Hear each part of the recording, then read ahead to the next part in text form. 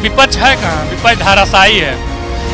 एक सशक्त प्रधानमंत्री नरेंद्र मोदी जो भारतीय जनता पार्टी के पास हैं और इनके पास 5 प्रधानमंत्री हैं। 1 साल अखिलेश यादव, 1 साल राहुल गांधी, 1 साल खड़गे, 1 साल ममता बनर्जी। कि जब तक वो मशीनें रहेंगी कमल ही कमल छाएगा, इसके अलावा कोई नहीं छाएगा। और अपोजिशन को चाहिए कि जब तक मशीनें चल रही हैं वो अपने इससे बाइकाट करे इलेक्शन से। भत्ता केवल सपा के गुंडों को मिला और मैं भी 95 का ग्रेजुएशन हूँ और मेरी बीबी थी एमए, समझ गए 2004 को बेरोजगारी भत्ता मुझको नहीं मिला। तो कुछ लोग लाल पगड़ी और ड्रेस वाले किराए के लाद करके आते हैं जो आगे बैठाए जाते हैं पीछे नहीं, और वो बोलते हैं हर हर मोदी घर घर मोदी। हर चौक चौराहों पर उनको पेमेंट किया जाता है। उन्हीं में के कुछ लोग हैं जो यही बोलते हैं कि चारों तरफ सरकार बन रही है। सब पढ़ी लिखी जनता वो जानती कौन हमारा काम करे कौन काम नहीं करेगा, किसने लूटा है देश को, किसने देश को बर्बाद किया, किसने ला करके किस स्थिति पे देश को खड़ा कर दिया, किसने तुष्टीकरण की नीति की। नमस्कार, आप देख रहे हैं न्याय 24 और मैं हूं आपके साथ अंकिता शुक्ला। देश में 2 चरणों के चुनाव के बाद आज देश में तीसरे चरण का चुनाव होने वाला है, जिसके बाद देखा गया कि प्रधानमंत्री नरेंद्र मोदी ने अहमदाबाद जाकर सबसे पहले अपनी वोटिंग की। उसके बाद मीडिया से रूबरू होने के बाद उन्होंने ये कहा कि गर्मी बहुत है, आप वोट दीजिए और साथ में खूब पानी भी पीजिए। जिसके बाद लगातार जो उनकी तस्वीरें हैं वोटिंग के दौरान की वो वायरल हो गई है, जिसपे अब विपक्ष भी कटाक्ष कर रहा है कि क्या सिर्फ और सिर्फ मोदी फोटो खिंचवाने के लिए ये सब करते हैं और जो उनका संकल्प है अब की बार 400 पार वो पूरी तरह से विफल हो रहा है। तो आइए यहाँ जनता से ही बात करेंगे कि इस बार 2024 का किंग कौन होगा। आइए बात करते हैं, 2024 में किंग कौन बन रहा है? नरेंद्र मोदी। ऐसा क्यों? India alliance? इंडिया अलायंस है कहाँ, धाराशाही हो चुका है। वो लुल जुलूल बयान दे रहा है और भारतीय जनता पार्टी सबका साथ सबका विकास सबके विश्वास पे बात करती है और काम भी करती है। धर्म और मजहब की राजनीति कभी न की है, हम लोग सीधे विकास किए। आपने देखा 14, 17, 19, 22 और 23 और 24 भी हम लोग % सीटें जीतने जा रहे हैं। 400 पार सीटें हम लोग जीतने जा रहे हैं। 2 चरणों का चुनाव खत्म हो गया, आज तीसरे चरण का भी खत्म हो जाएगा अभी थोड़ी देर में। तो विपक्ष ने लगातार ये सवाल उठाया कि 2 चरणों में तो बीजेपी हार रही है। बिल्कुल नहीं, विपक्ष है कहाँ, विपक्ष धाराशाही है। एक सशक्त प्रधानमंत्री नरेंद्र मोदी जो भारतीय जनता पार्टी के पास हैं और इनके पास 5 प्रधानमंत्री हैं। 1 साल अखिलेश यादव, 1 साल राहुल गांधी, 1 साल खड़गे, 1 साल ममता बनर्जी। तो जनता भी जान रही है और जनता भी इनके मंसूबे पे, इनको देखिए 2019 में कितना बुरी तरह से हराया। तो विपक्ष कहीं है नहीं, इन लोग का ठगबंधन महाठगबंधन इस बार भी फेल होने जा रहा है। और नरेंद्र मोदी जी और सबका साथ सबका विकास और सबके विश्वास पे इस बार भी भारतीय जनता पार्टी भारी मतों से जीतने जा रही है और 400 पार सीटें आ रही हैं। अच्छा, 20 मई को लखनऊ में चुनाव होने वाले हैं, तो सर क्या लगता है आपको किस में राजनाथ सिंह एक तरफ बोल रहे हैं कि हम 400 से ज़्यादा वोटों से 4 लाख से ज़्यादा वोटों से हराएंगे रविदास मल्होत्रा को, तो वहीं वो कह रहे हैं कि 3 लाख वोटों से तो राजनाथ सिंह हार रहे हैं। अब वो तो देखिए जनता पर डिपेंड है, जनता मालिक है। वैसे तो माननीय राजनाथ सिंह तो जीत ही रहे हैं। वो तो वोट का हार जीत का अंतर थोड़ा कम बेसी हो सकता है, लेकिन जीतना तो माननीय का निश्चित ही है, उसमें थोड़े कोई किंतु परंतु। अच्छा, ये राजधानी लखनऊ का जो लखनऊ सीट है वो कहा जाता है कि बीजेपी का गढ़ है, तो क्या इस बार इंडिया अलायंस साथ आई है तो इसका कोई फायदा होगा गढ़ तोड़ने में? नहीं, कोई वो नहीं है, गड़बड़ किसी का नहीं है, ये जनता का गढ़ है। जनता जिसको चाहती उसको बनाती है। यहाँ कभी कांग्रेस का गढ़ हुआ करता था जब काम नहीं करोगे तो अब जब तुम काम के आधार पे भारतीय जनता पार्टी गढ़ हो गया। 91 से जब से अटल जी हमारे जीते हैं यहाँ पे भारतीय जनता पार्टी, तब से लगातार कुछ चाहे मेयर ले लो चाहे आप विधायक, एक विधायक बीच में 2 इधर उधर हुए, एक श्याम किशोर शुक्ला हो गए बीच में, एक ये वो हो गए। तो ऐसा 2012 में ऐसा कुछ नहीं। ये भारतीय जनता पार्टी लखनऊ की जनता जो सबका साथ सबका विश्वास सबके विकास पे वो वोट करती है, वो देख रही है, वो जान रही। इसी आधार पे 1991 से भारतीय जनता पार्टी चाहे मेयर हो, चाहे विधायक हो, चाहे वो यहाँ का लखनऊ की जनता भारतीय जनता पार्टी को चुन रही है। भारतीय जनता पार्टी की नीतियों पे और भारतीय जनता पार्टी के कार्यक्रमों के आधार पे यहाँ लखनऊ की जनता, सब पढ़ी लिखी जनता, वो जानती कौन हमारा काम करे, कौन काम नहीं करेगा, किसने लूटा है देश को, किसने देश को बर्बाद किया, किसने ला करके किस स्थिति पे देश को खड़ा कर दिया, किसी ने तुष्टीकरण की नीति की 8 साल तुष्टीकरण की नीति करके इस देश को बेरोजगारी, भ्रष्टाचार, आतंकवाद में ढकेल दिया कांग्रेस ने। आज जिसका खामियाजा कांग्रेस भुगत रही। कांग्रेस रायबरेली और उत्तर प्रदेश में एक भी सीट नहीं पाएगी। आप नोट कर लीजिएगा, रायबरेली से भी राहुल गांधी हार जाएंगे, क्योंकि वहाँ की जनता भी करे 70 साल हो गए, 70 साल, अरे कितने साल उम्र होते हैं आदमी, उनका परिवार 70 साल से वहीं पर सांसद है रायबरेली का, तो वो तो रायबरेली टोक्यो हो जाना चाहिए। इतना सांसद जिंदगी का पैसा आया, प्रधानमंत्री रहा, सब कुछ रहा, आज रायबरेली की दशा देख लीजिए, रोड तक नहीं। अब कितने साल में तुम करोगे? कितने साल आदमी की जिंदगी 100 साल होती है, तुम 70 साल तुमने राज किया, आप कितने साल तुमको दे करके जनता, रायबरेली की जनता तुमको जिताएगी? 70 साल में तुमको तो वहाँ सारी व्यवस्था हो जानी चाहिए। जो व्यक्ति 70 साल पे उसी परिवार का 3-3 बार प्रधानमंत्री हो और वहीं रहा हो और उस क्षेत्र का विकास न हुआ हो, तुम देश का विकास करोगे? देश को, जनता को चूतिया मत बनाओ, चूदन। जब जनता नहीं जान रही थी, देश की जनता नहीं, अब देश की जनता के हाथ में ये बहुत बड़ा मोबाइल, बहुत बड़ा वो हो गया है, हर चीज़ देख रहा, तुम्हारे क्रियाकलापों को, तुम्हारे किए हुए कार्यों को, सब इसमें हम नहीं दे रहे हैं, कोई न कोई दे रहा है, वो सब पढ़ रहा। क्या क्या तुमने देश के साथ, देश की जनता के साथ तुमने किया? हमेशा तुष्टीकरण की नीति, तुम सिर्फ मुसलमानों की बात किया है, हिंदुओं की बातें नहीं किया, सनातन की बातें नहीं किया। तुमने हिंदू और सनातन को मिटाने का ही काम किया। जितने भी तुम्हारे कार्यक्रम रहे सिर्फ हिंदू सनातन, चाहे सपा के ले लीजिए, चाहे आप इनको ले लीजिए। आज बसपा में 22 मुसलमानों को दे रहे हैं, वहाँ पे हो रहा है। वोट जिहाद की बात हो रही, अरे किस देश में रह रहे हैं हम?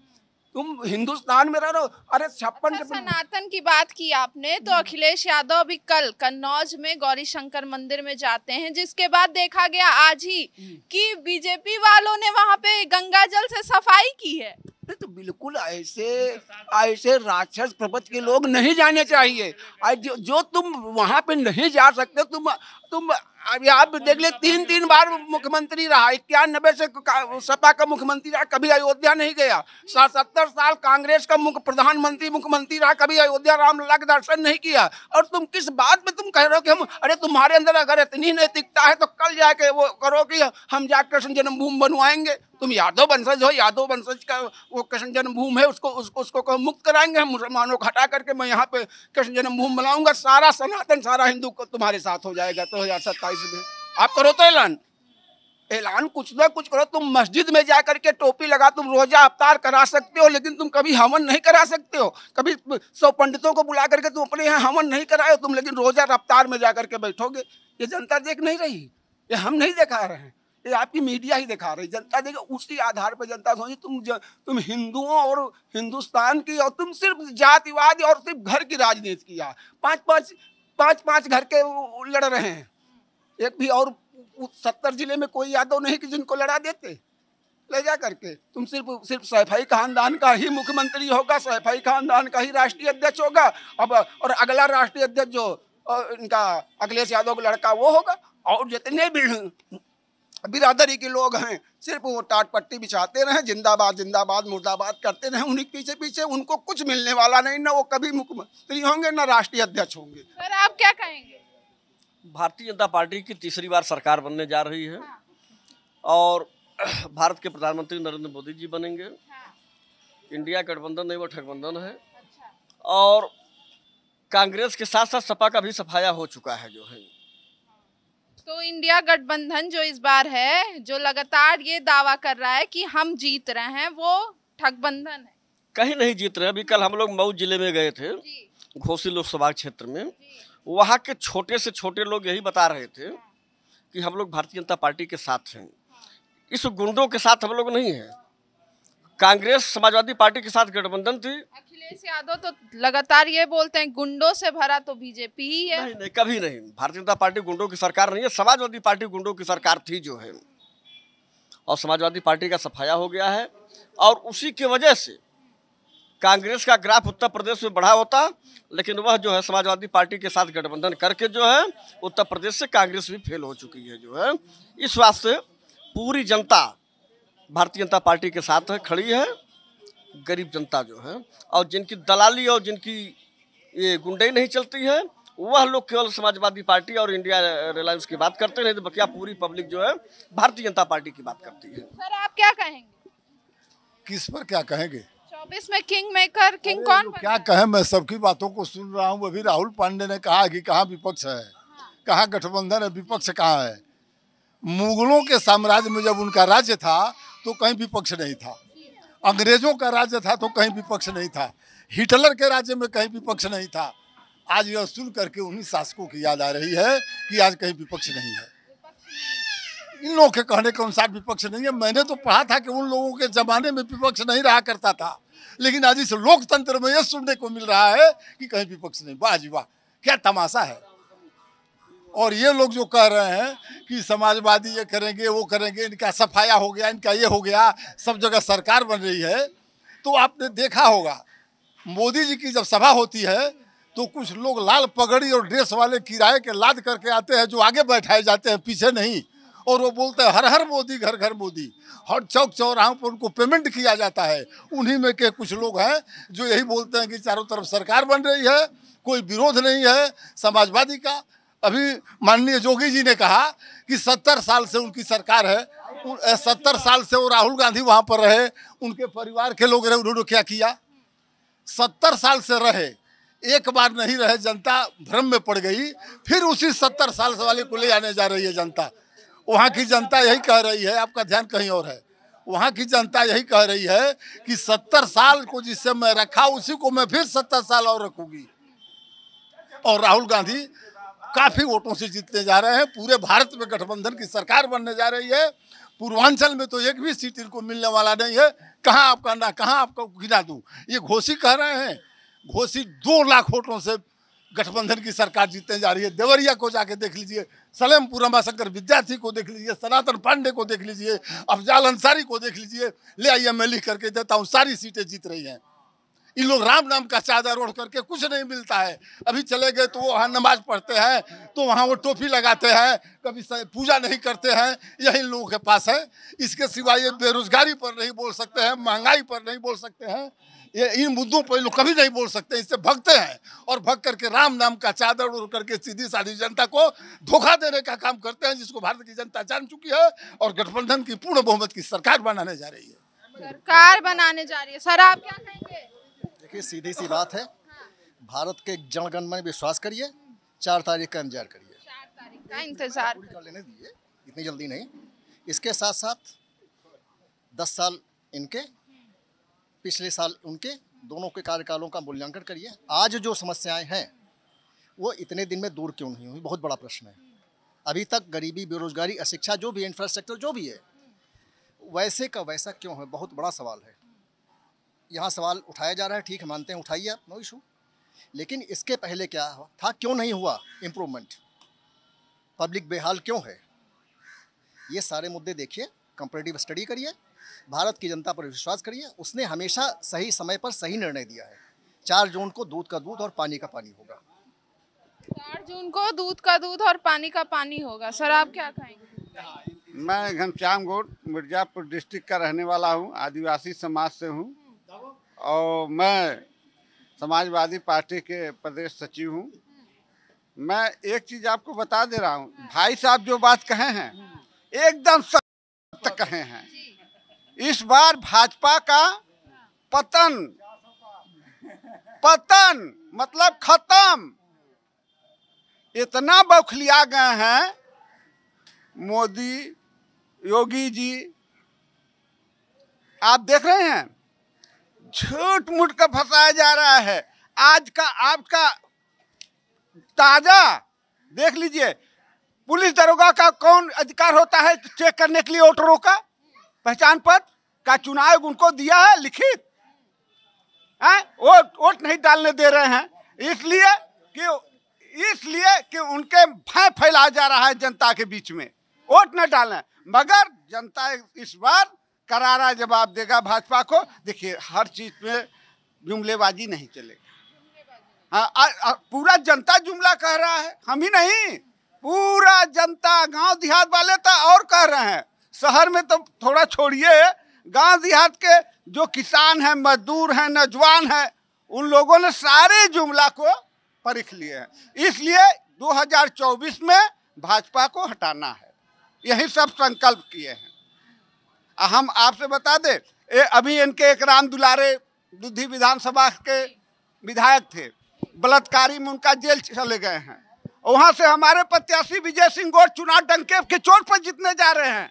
वह बलात्कार कब किए थे?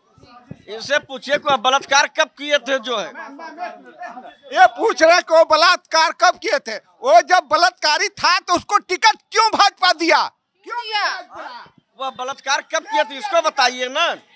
वो जब न्यायालय किसी को दंडित करेगी, न्यायालय जब किसी के ऊपर कहेगी तब उस पे किया जाएगा। और भाई साहब कह रहे हैं बेरोजगारी, अरे 2012 में कौन सा बेरोजगारी भत्ता किस लिए बांटा गया था? बेरोजगारी नहीं थी। अगर बेरोजगारी नहीं थी 2012 में गांधी प्रतिष्ठान में 1 करोड़ भत्ता बांटने के लिए 5 करोड़ रुपया खर्चा किया गया। ये कौन कहेगा? बेरोजगारी तो थोड़ी थी। 2014 में सवा यस थे, सबको रोजगार था। तो बेरोजगारी भत्ता वो किसके लिए दिया गया? वो उनको कार्यकर्ताओं को दिया गया था, किसको दिया गया था? हमको यही नहीं समझ में आ रहा। बेरोजगारी देखिए, बेरोजगारी भत्ता वो एक बहुत अच्छा योजना था अखिलेश सरकार का, अखिलेश जी का।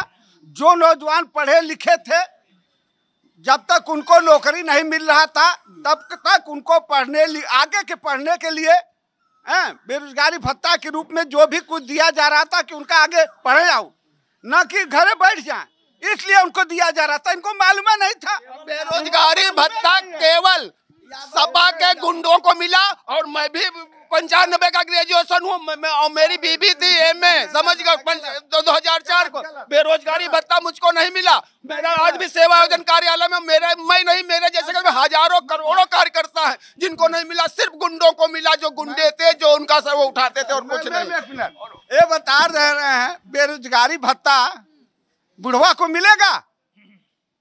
ये बुढ़वा को मिलेगा, 2012 में बुढ़वा को मिलेगा, ये बुढ़वा को मिलेगा रोजगारी भत्ता, नौजवानों को मिलेगा, पढ़े लिखे नौजवान भी यहाँ पे मौजूद है, उनसे ही बात करते हैं। आपको मिला? देखिए, मुझे तो कोई ज़रूरत नहीं बेरोजगारी भत्ते की, क्योंकि आज का नौजवान जो है सेल्फ डिपेंडेंट है और कुछ जो भटके हुए भी हैं उनको पॉलिटिकल गहमा गहमी ने खींच रखा है।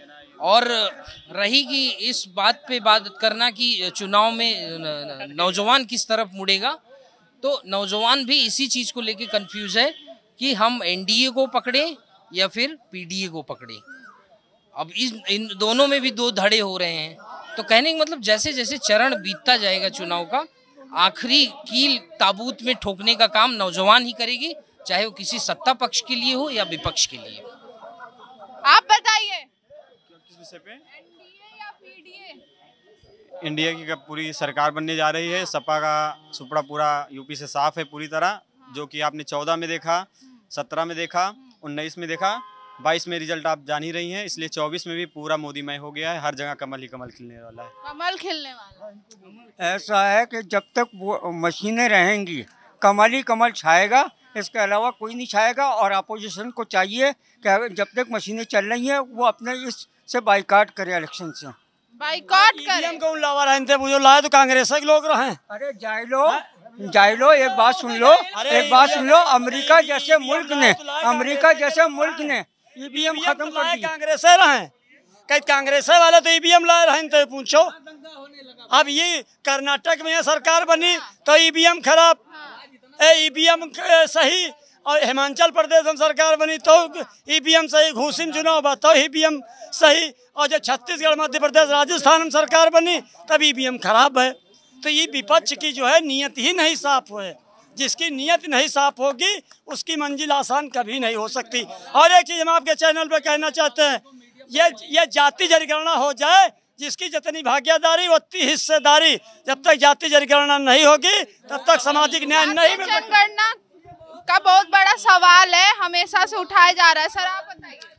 जाति जनगणना कोई चीज़ नहीं है, बल्कि चाहिए आवाम को सस्ता राशन, कांग्रेस के शासन के अंदर आज देख लिए कि जब तक 2012 के अंदर सस्ता राशन की बात कर रहे हैं प्रधानमंत्री नरेंद्र मोदी, तो फ्री का 5 किलो का आटा जो है वो 5 किलो का गेहूँ वो खुद अपने घर पे रखिए, जो 10 रुपए और 11 रुपए किलो आटा मिला करता था, 20 रुपए और 18 रुपए किलो चीनी मिला करती थी। आज का रेट देख लियो, सरसों के तेल का रेट देख लीजिए क्या है आज का रेट है। हर गरीब के 2014 में जो प्लाट लीन रहा वही की आज का कीमत है, अगर जब उत्पादन कम है। बता रहे भाई साहब कर बड़ी महंगाई है, ये बता पूरे हिंदुस्तान में बताइए कहीं भूख से मौत हो रही है, कोई किसान आत्महत्या कर रहा है?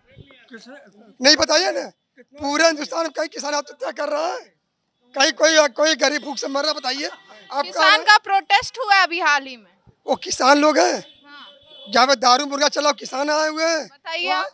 मर रहे हैं मीडियम वर्ग, इनके यहाँ तो 3 साल का बच्चा होता तो उसको पंचर जोड़ने के लिए भेज देते हैं, ठीक है, वो 500 रुपया कमाने लगता है। और पंडित ठाकुर के बच्चे जो सामान्य वर्ग के हैं, जो सामान्य वर्ग के बच्चे हैं, वो हम लोग ग्रेजुएशन करवाते हैं, ITI करवाते हैं, पॉलिटेक्निक करवाते हैं, डिग्री लेते हैं बच्चे।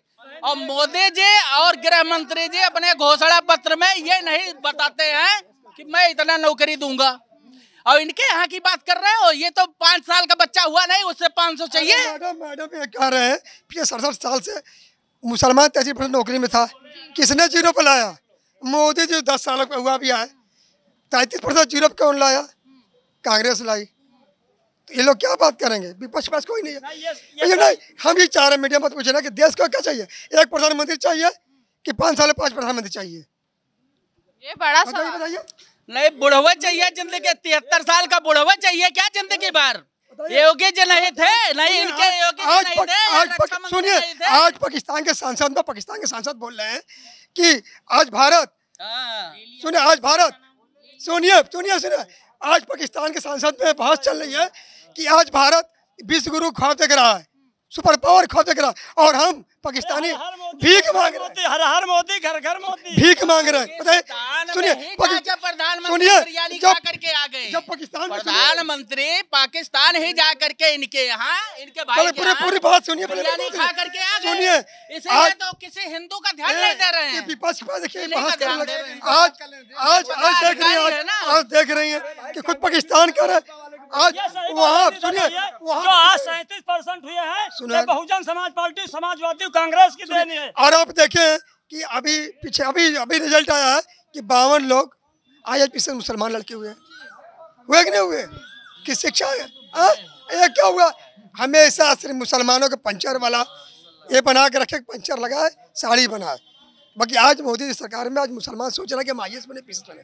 आज मदरसा डेवलपमेंट हो रहा है, आज मदरसा में कुरान के साथ कंप्यूटर दिया जा रहा है, तो आज मुसलमान आगे बढ़ रहा है। तो विपक्ष हमेशा एक चंद लोगों को बैठा के कहता है मुसलमान विरोधी सरकार है। कहाँ विरोध मुसलमान का? हम भी मुसलमान हैं, बहुत से ऐसे मुसलमान, आज मुसलमानों को सबसे ज़्यादा लाभ मुसलमान ले रहा है, चाहे शौचालय हो, चाहे वो गल्ला हो, चाहे आप सिलेंडर हो। लोग कहते हैं महंगाई है, बताए आज लोग कह रहे हैं कहाँ महंगाई है? आज कहाँ महंगाई है? कहाँ बताइए ना। डोंगरी कभी गए हो? डोंगरी सबसे बड़ा स्लम है गरीबों का, 90% मुस्लिम गरीब है वहाँ पे। अडानी को ठेका दिया गया था बनाने का, आज तक कुछ नहीं हुआ। 10 साल में बने हैं। केवल बेईमान परेशान है भाजपा के गवर्नमेंट में, यहाँ दलाल परेशान। प्रधानमंत्री जी सही कहते हैं कि 20 बच्चा पैदा करने वाले हैं तो 2 कुंटल गेहूं ये ले जा रहे हैं, कोई सामान्य वर्ग का हिंदू नहीं ले जा रहा है। आवाज प्रधानमंत्री जी को वोट भी नहीं देंगे, बिल्कुल नहीं देंगे। 100 लाख लिख दे स्टाम्प पेपर पे, वोट नहीं दिखा के वोट दे दे, मैं मान जाऊंगा। अरे चुप रहो यार, अपने है बचाने सत्ता के लिए। मैं 100% इतना मानता हूँ कि चलो 2% 4% थोड़ा बहकावे में दे देंगे मोदी जी को, अदरवाइज एक को वोट बीजेपी को नहीं मिलने वाला। 95% मुस्लिम देगा, मुस्लिम देगा, नहीं देंगे, नहीं देंगे। तो वही मैं भी देंगे, मुसलमान से कोई दुश्मनी है? अटल बिहारी वाजपेयी जी ने जो है JP अब्दुल कलाम को राष्ट्रपति बनाया और सऊदीया की रास्ता अटल जी ने खुलाया। मुसलमान से क्या बैर भाजपा से? देश की आज़ादी में 37% मुसलमान था नौकरी में। ये समाजवादी और कांग्रेस और बहुजन समाज पार्टी की ही देन है जो मुसलमान 0 सन्नाटा। मोदी जी ने कहा एक हाथ में कुरान हो, एक हाथ में लैपटॉप हो। एक को टिकट दिए मुसलमानों के लोकसभा में, पूछे इनसे बड़ा उछड़ता है कबूतर के तरह बकुला तरह मुंह लटकाए कैसे बैठा बा, मछली पर ध्यान लगाए बा। एक टिकट नहीं मिला है, एक टिकट जो पाए हो बोलो बकर बकर बोलता जा रहा है। एक टिकट कर्नाटक में मिला हुआ, कर्नाटक में मिला हुआ एक आदमी को। कर्नाटक में तो इस टाइम मिला हुआ, क्यों कर नहीं मिला हुआ? कहाँ से बात कर रहे हैं? मुसलमान को बता दे जाति जनगणना हो जाए, इसकी जितनी भागीदारी उतनी हिस्सेदारी, सामाजिक न्याय जब तक नहीं मिलेगा जब तक जाति जनगणना नहीं होगी। आप तुम कुरान का कसम खा लो भाजपा को वोट करोगे। आओ हम कुरान के कसम खाए थे भाजपा को वोट करब। अब तुम अरे क्या बात कह रहे हो? इसकी बात नहीं, ये कर सकता है। ये देखिए राजनाथ जी का बहुत पर्सनल आदमी है, उनके जितने कारोबार है सब देखता है मुस्लिम समुदाय के लिए, तो ये तो करेगा। ये लोग जो है इसका झोला चेक कर लीजिए मैडम, अभी कुछ न कुछ अच्छे कागजात मिलेंगे आपको। भाई हम आपको बता दें बहन जी, यहाँ केवल दलाल परेशान है, भला आदमी कोई नहीं परेशान है। आप बताइए। ये कह रहे हैं मैडम दलाल परेशान है। इंडिया में 100% काम जो है दलाली के थ्रू ही होता है।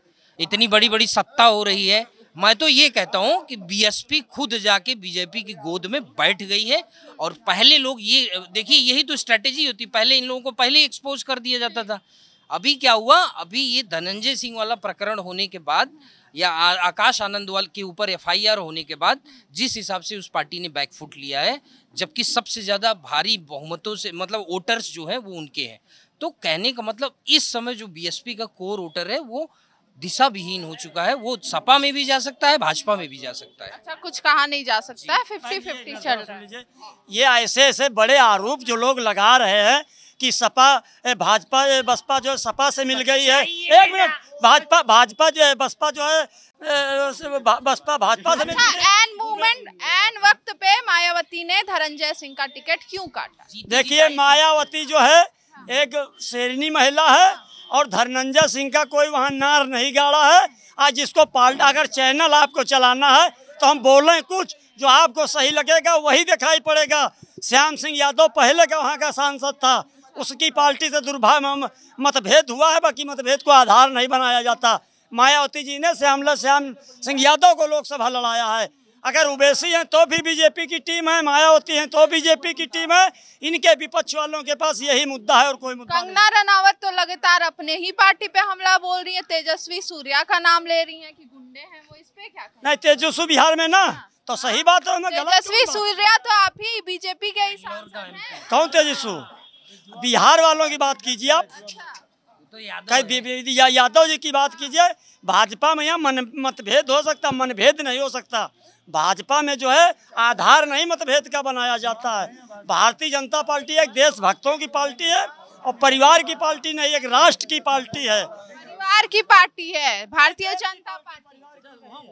नहीं, हम बोल दिए हैं। हाँ बताइए, आप बताइए। अरे राष्ट्र की पार्टी भारतीय जनता पार्टी, कोई परिवार की नहीं।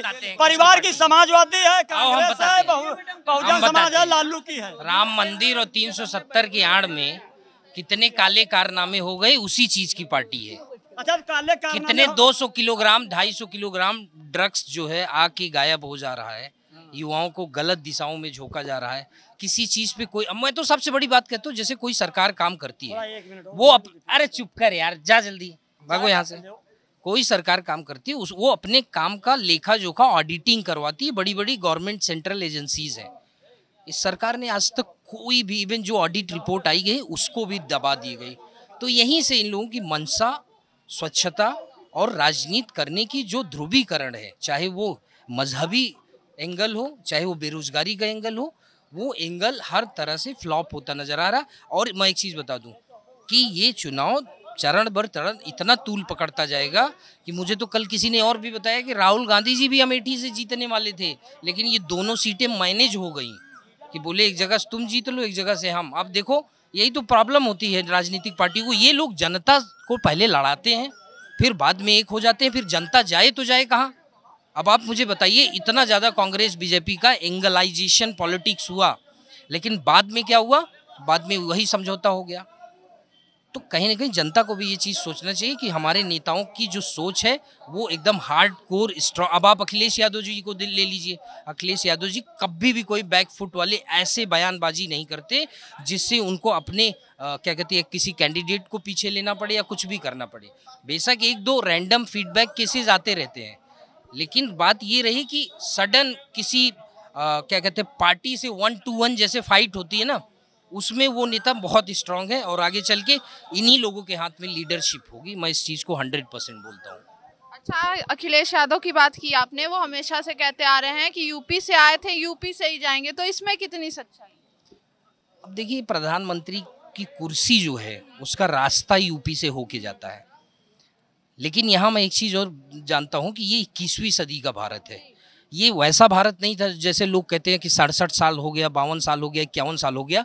ज़रूरतों के हिसाब से कंपैटिबिलिटी और सनेरियो चेंज होता रहता है। आज का युवा multi entertaining, internet scripting knowledgeable है। कुछ भी चीज़ 1 सेकंड में होती, दूसरे सेकंड में आप तक पहुंच जाती है।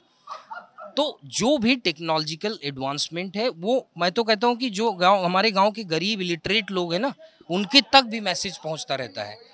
तो वो इस चीज़ में सक्षम है फैसला करने में कि हमें किस सियासी क्या कहते हैं गलियारी की तरफ मुड़ना है। और मुझे तो ज़्यादा सही लगता है कि अगर सपा अच्छे से अपना ट्रायंगल चुनाव लड़े तो ये जितने भी, मैं बोलता हूँ ना, जो बरसाती मेढक की तरह ऐसे नेता सामाजिक निकल के आते हैं कि जो कहते हैं मेरे ही मुड़ने से पॉलिटिक्स मुड़ेगी, मेरे ही समझौता करने, जो बेंगलोर में लोग मिल रहे हैं, राजा भैया मिल रहे हैं, सीटें मैनेज करा रहे हैं, ये सब पॉलिटिक्स की उस चीज से हो के गुजरने वाली है जो कि चुनाव के बाद दिखाई देगा। चुनाव के बाद दिखाई देगी, ठीक है। तो सर आप क्या कहेंगे? जी, 24 का किंग कौन बन रहा है? 24 का किंग आदरणीय मोदी जी हैं और उत्तर प्रदेश में योगी जी के नेतृत्व में 80 की 80 सीट ने भारतीय जनता पार्टी पूर्ण बहुमत के साथ 80 की 80 सीटें उत्तर प्रदेश में योगी जी के नेतृत्व में मोदी जी के झोली में डालने जा रहे हैं हम लोग। और राम मंदिर का फायदा मिला? राम मंदिर का फायदा का विषय नहीं है, ये हिंदुओं की एक आस्था का विषय है। जिस प्रकार से हिंदुओं की 500 साल पुरानी ये मामला था और जिस प्रकार से कईयों हिंदुओं पर गोलियां चलाई गई, कईयों कारसेवकों पर गोलियां चलाई गई, आज उन कारसेवकों के मृत्यु का बदला भारतीय जनता पार्टी के मोदी और योगी सरकार में जो राम मंदिर बनकर तैयार हुआ, इसका संकल्प पूरा हुआ है। ये कोई मुद्दा नहीं है, ये हिंदुओं की आस्था का एक विषय था और जिसको मोदी और योगी जी ने पूर्णतः पूरा किया है। और हिंदू, पूरे उत्तर प्रदेश का हिंदू जनमानस भारतीय जनता पार्टी के पक्ष में मतदान करने जा रहा है और भारतीय जनता पार्टी पूरे देश में 400 के पार होने जा रही है, 400 के पार सांसद बनने जा रहे हैं और उत्तर प्रदेश में 80 की 80 लोकसभा जीतने भारतीय जनता पार्टी पूर्ण बहुमत के साथ जीतने जा रही है।